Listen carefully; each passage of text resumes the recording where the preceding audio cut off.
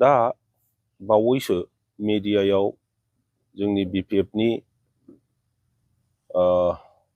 आफादगिरि मानाव गेदेर हाग्रामा महिलारिनि सम्पर्के माखासे नेगेटिभ प्रजेक्ट खालामनाय डिसकास खालामनाय बेखौ जों नुबाय थादों। बेखायनो आङो रायजो राजाफोरनिसिम फंनैसो मा जामारदों बेखौ आं फोरमायनो लुबैदों। BPFआ माब्लाबाबो खुनु धोरोमारि जाथि एबा भाषा भाषिनि एगेन्स्ट नङा। BPFआ हाग्रामा महिलारिनि दैदेननायाव 15 बोसोर BTC सालायबोदों आरो बे 15 बोसोराव बिथाङा गासिबो धोरोमारि मानसिफोरखौ लानानै गासिबो जाथि गस्थिखौ लानानैनो मोजाङै BTCआव जौगानाय खामानिखौ मावबोदों। BPFनि गोबांथार दैदेनगिरिफ्रा ख्रिस्टियान समाजनि। रिहन दैमारि बिथाङा ख्रिस्टियान केबिनेट मन्थ्रिमोन। प्रमिला रानी ब्रह्म बिथाङाबो ख्रिस्टियान केबिनेट मन्थ्रि बानायबोदोंमोन बिथांखौबो। इमानुएल मुसाहारि बिथाङाबो ख्रिस्टियान BPFनि बिथाङा जेनेरेल सेक्रेटारिमोन। माजेन नार्जारी बिथाङाबो ख्रिस्टियान BPFनि MLAमोन। रेवरिया नार्जिनारी बिथाङाबो ख्रिस्टियान बिथाङाबो BPFनिफ्रायनो EMमोन आरो BTCनि स्पिकारमोन। जेम्स बसुमतारी बिथाङाबो ख्रिस्टियान बिथाङाबो BTCनि BPFनिफ्राय EMमोन। बेबायदिनो गोबांथार ख्रिस्टियान मानसिफ्रा जोंनि BPFनि दैदेनगिरिमोन। दा दिनैनि परिस्थितियाव मानाव गेदेर जोंनि आफादगिरि बिथाङा BTCआव UPPLनि जि गभर्नमेन्ट बे गभर्नमेन्टआ सारा BTCआव जौगानायनि खामानि मावनो हायाखिसै। मोनफ्रोमबो जाथि गस्थिया दिनै गोसोआव जोबोद दुखु मोनदों, निरास्था जादों जे 2 बोसोर जानो थांगासिनो दङ बे सरकारा, नाथाय BTCआव मोनसेबो जौगालु खामानि नुनो मोनाखिसै। बेखायनो BPFनिफ्राय आरो स्पेसियेलि जोंनि आफादगिरि बिथाङा बे सरकारखौ सोलायनानै बोरैबा BPF दैदेननाय सरकार दानो हागोन नामा बेखौ जोंनि दोलोनिफ्राय सेस्था खालामबाय थानाय जादों आरो बेखौ लानानै गोबां सावरायनाय जादों। BPFजों आरो BJPजों आगोलाव जोङो 5 बोसोर एलायन्स गभर्नमेन्ट दादों आरो बेखायनो BJPनि दैदेनगिरिफोरजों जोंहा मोजां सम्पर्क दङ। दा मानसिफ्रा बुंसोलायदों जे हाग्रामा महिलारिया RSSनि दैदेनगिरिखौ थांनानै बे रोखोम रायज्लायहैनो नाङामोन। बेयो गोदान खोथा नङा। दिनै सारा देशआव BJPआ सरकार दादों, आसामावबो BJPआनो सरकार दादों आरो BTCआवबो BJPआ UPPLजों सरकार दानानै दङ।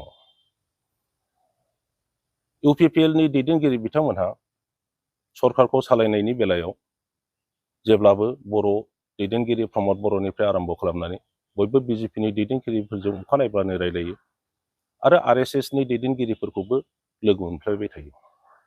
दा जोंनि आफादगिरि हाग्रामा महिलारि बिथाङा RSSनि दैदेनगिरिखौ लोगो हमहैनाया बियो गिदिर खोथा नङा। बेखौ रावबो गाज्रि मोननो नाङा। जोंनि BTCनि मोजांनि थाखायनो निस्सय बिथाङा माखासे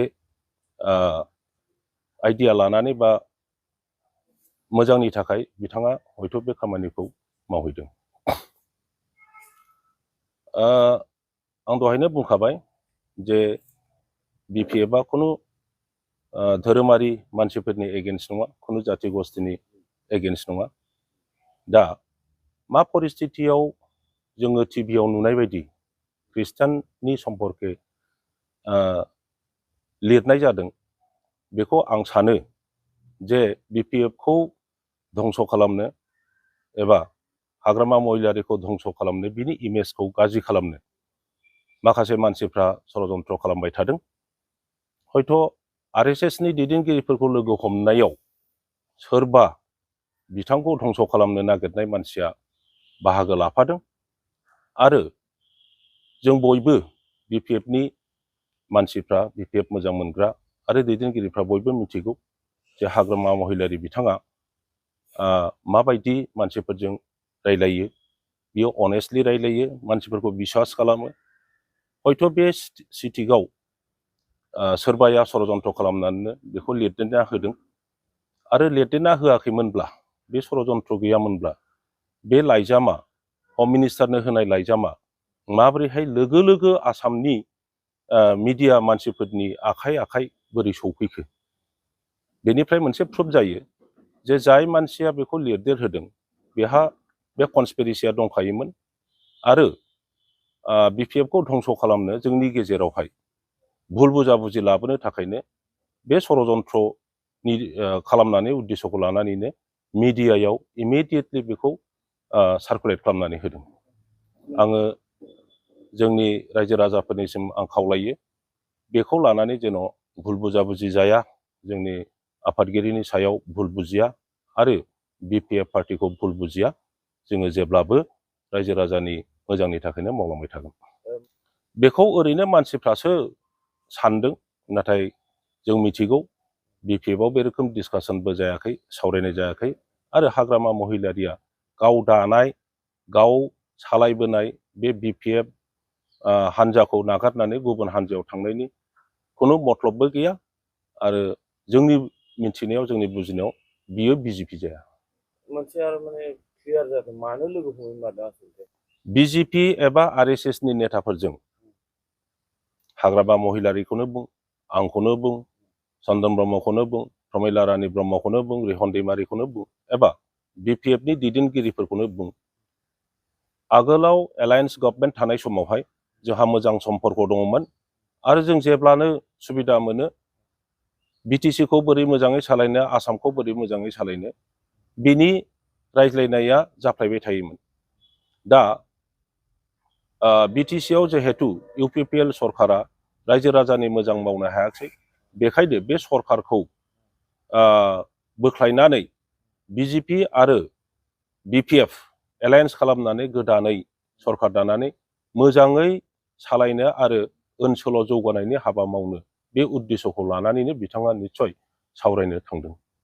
माने गरजन बिथाङा साननैसो बुंदों, थारमाने बिपिएफआ बिजेपिजों थगायजाबाय, खेबसे नङा, खेबनै नङा, खेबथाम नङा, माने बेयाव आरो गभर्नमेन्ट दानायनि खुनु माबा गैया, थगायबाय थायो, नांगौबा कंग्रेसआव फैयो होनना बुंदों बिथाङा। थारैनो बिदि थगायमार जादों नामा बिपिएफआ?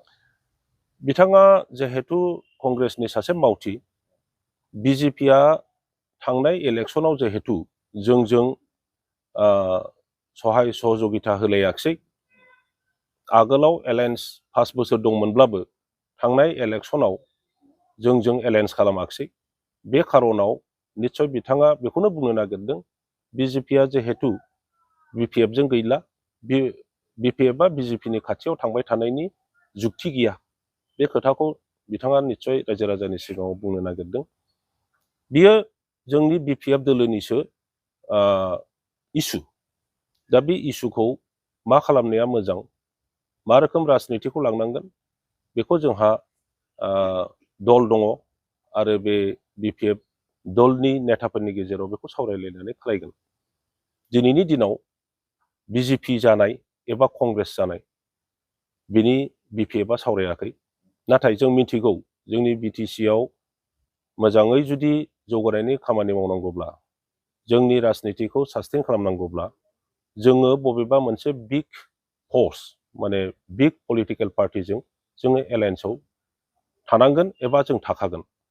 दिनैनि दिनाव जों बेखौनो मिथिगौ, जिहेतु जोङो इलेक्सनाव जेनबाय, बिपिएफआ कनस्ट्राक्टिभ अपोजिशन हिसाबैनो रल लागासिनो दङ आरो बे रलखौ जोङो लालांबाय थागोन। जोंनि बुजिनायाव जिहेतु बिपिएफ नेताफोरनि गेजेराव बे रोखोम सोरबा धोरोमारि बा धोरोमनि एगेन्स्टै बिपिएफआ खुनुदिन बुंबोफेराखै, मावबोफेराखै। हाग्रामाया महिलारि बिथाङा बे 15 बोसोर बिटिसि सालायनायाव खुनु धोरोमारि मानसिफोरनि एगेन्स्टै बुङाखै बा धोरोमनि एगेन्स्टै बुंफेराखै। दिनैनि दिनाव बे रोखोम जानाया निस्सय सोरबाया षड़यन्त्र खालामदों आरो बिथांखौ मिसलिड खालामदों। हयथ' महिलारि बिथाङा बे लाइजामाव ख्रिस्टाननि एगेन्स्ट बा ख्रिस्टाननि खोथा जे लिरदों, बेखौ मोजाङै हयथ' बियो मिन्थिनोबो मोनाखै। आं बेखायनो बुंदों जे षड़यन्त्र खालामनानै बेखौ खालामनाय जादों, लिरनाय जादों आरो बेखायनो सासे हम मिनिस्टारनो होनाय सिटिकआ माब्रैहाय मिनिटआवनो आवारावनो आसामाव मोनफ्रोमबो मिडियानि मानसिफोरनि आखाइ आखाइ बे सिटिकआ बोरै सफैखो? निस्सय सोरबा सासे बे षड़यन्त्रखौनो खालामदोंमोन आरो ओंखायनो लोगो लोगो बियो माने पाब्लिक जादों।